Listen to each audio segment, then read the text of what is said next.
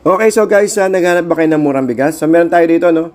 Presyong 1340, 1350, 1360 at 1310. So guys, ito lang po yan. Nandito lang po tayo sa may Tondo. Dito po sa may PSG, sa may Honorio Lopez. Okay, so samahan nyo ako at paano, no? At tuklasin natin tong bilihan ng bigas dito. Okay, so good afternoon po sa inyo lahat. Shoutout po sa mga kababayan po natin dito sa may Honorio Lopez, no?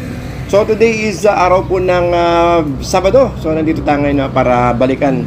Ito pong bilihan po ng bigas, no, dito sa ating biyahe ngayong araw.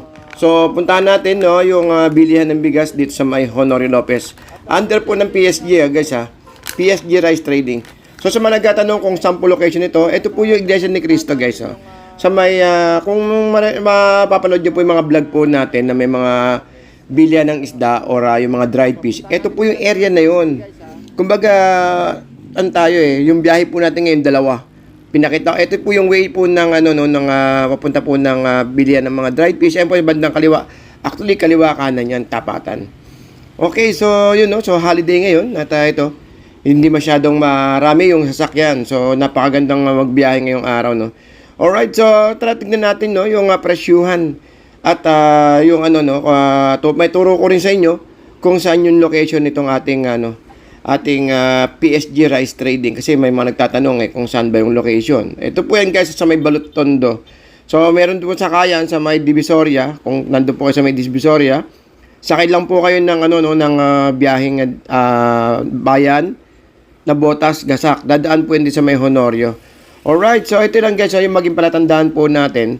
Actually, yung palatandaan po dito yung yung barbershop at saka yung all day na na grocery, mini grocery siya. So, tandaan niyo lang po, guys, yung actually kung medyo naliligaw kayo, tandaan niyo po yung yung Iglesia ni Cristo na lang.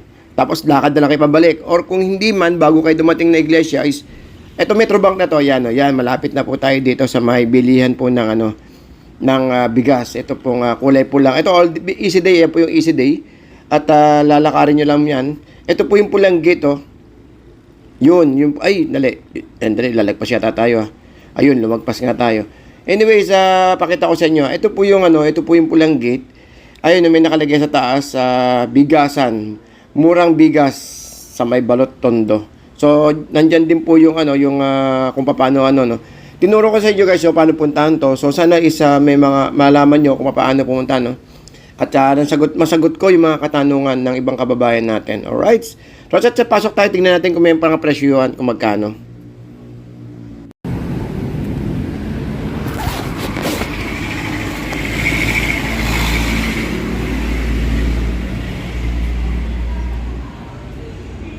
Boss, kahit pala linggo nakabukas kayo?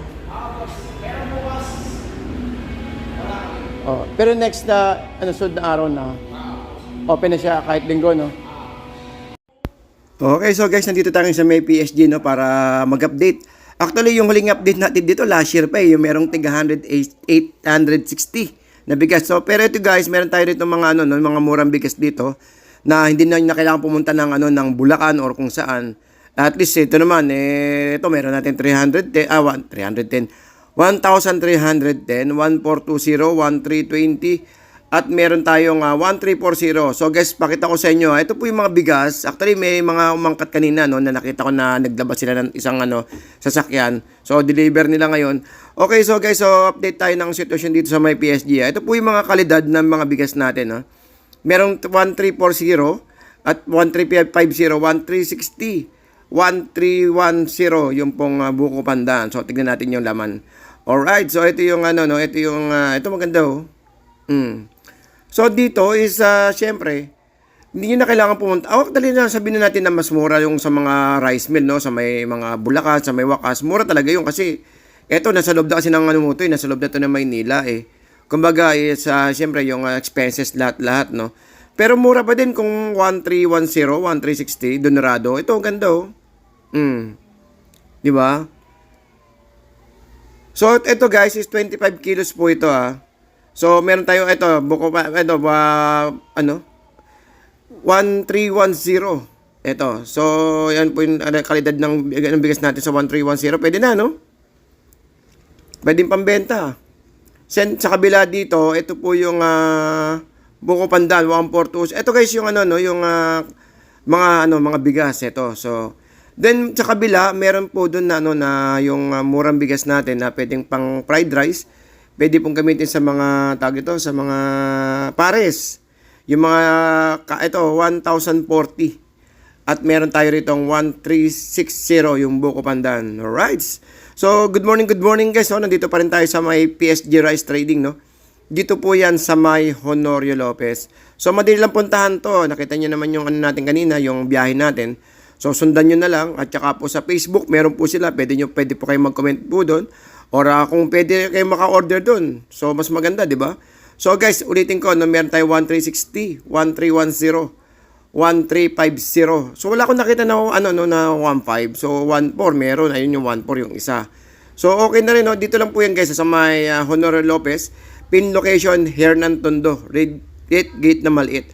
So nakita niyo naman guys yung ano no, yung kaninang biyahe natin. So hindi na kayo mahihirapan no kung galing kayo ng Divisoria is wag niyo na kayong umabot ng sa may mga dried fish, kumbaga babaan na kayo diyan.